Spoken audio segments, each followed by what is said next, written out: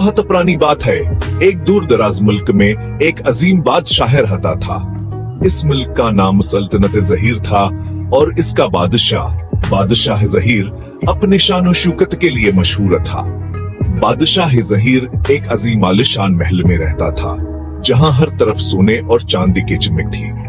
वह अपने महल में बड़े आराम से रहता था। हर किस्म की आसाइशें उसके पास मौजूद थे। उसे अपनी सल्तनत पर बहुत मान था और वह अपने लोगों की खुशहाली पर फख्र करता था। लेकिन आज के दिल को चैन नहीं था। वह अक्सर रातों को जागता रहता, सोचता कि आखिर इसकी बेचैनी की वजह क्या है। वह अक्सर परेशान रहता था।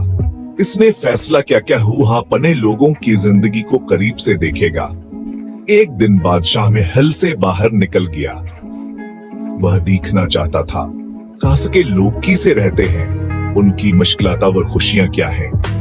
रास्ते में उसने एक फकीर को देखा जो वह एक दरख्त के नीचे बैठा था। फकीर एक दरख्त के नीचे बैठा था और बहुत शिल रहा था। वह बहुत शिल रहा था। हालांकि उसके पास खाने को कुछ नहीं था। और न ही अच्छे कपड़े। बादशाह को बहुत हैरानी हुई। वो फकीर के पास गया और पूछा, तुम्हारे पास तो कुछ भी नहीं है, फिर तुम इतने खुश कैसे हो? फकीर मुस्कुराया और बोला, बादशाह सलामत, खुशी पैसों में नहीं, दिल के सुकून में है।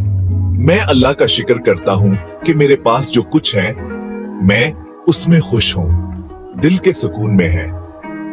मैं अल्लाह का शुक्र करता हूँ कि मेरे पास जो कुछ है मैं इसमें खुश हूँ।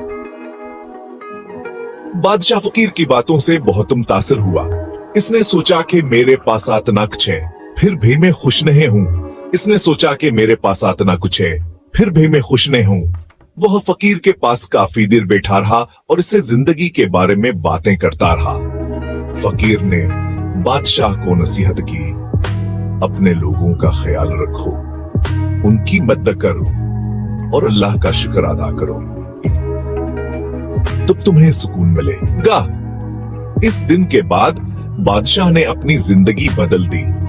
वो अपने लोगों की मदद करने लगा और इससे जिंदगी के बारे में बातें करता रहा। फकीर ने बादशाह को नसीहत की, अपने लोगों का ख्याल रखो, उनकी मदद करो और अल्लाह का शुक्र अदा करो, तब तुम्हें सुकून मिलेगा।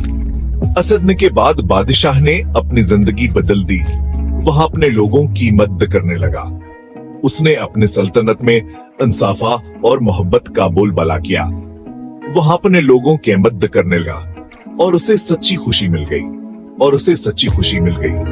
इस कहानी से हमें यह सीख मिलता है कि सच्ची खुशी पैसों में नहीं बल्कि दिल के सुकून में है। हमें चाहिए कि हम अल्लाह का शुक्र अदा करें और अपने दिल को सुकून दें। अगर आपको ये कहानी पसंद आई हो तो बराबर मेरे वीडियो को लाइक करें और सब्सक्राइब करें। शुक्रिया।